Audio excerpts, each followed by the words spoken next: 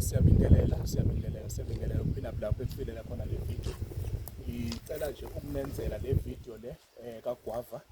Uma ngaphani umuntu wesifazane ufuna abantwana, ufuna ukuba nabantwana, thola amahlamvu kaGwava abe maningi, uwathathe uwabeke endlini, ashawe umoya for 2 days.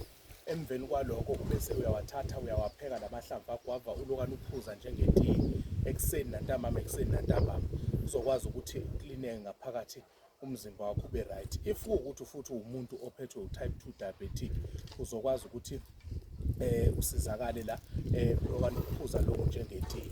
Futhi-ke enye into ongakwazi ukuthi uyenze uma kuwukuthi uhlaselwa kakhulu imimoya, womise wathathe lamahlamvu lawa eluhlaza njengoba enje, ubese ubasa amalahle, uthola amalahle amaningi, bese uyawafaka egcekeni lakho, ubese ayashunqa, ushunqa egcekeni lakho.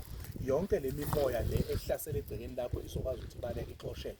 Mangaphane futhi kuwukuthi umuntu onebhizinisi akuthengwa, uthi uyabona kuthengwa kamakhelwane kuwena kuthengwa, hamba ufuna amahlamvu kaGwava uwomise ine room temperature. Mase uwomisile ubese uyawathatha-ke uyawashunqisa njengesibunge, ukhulume yonke into oyikhulumayo, kuzoxosheka yonke imimoya, bese kuvuleka umsebenzi ukwazi ukuthi uphile wondle iy'ngane zakho. Siyabonga.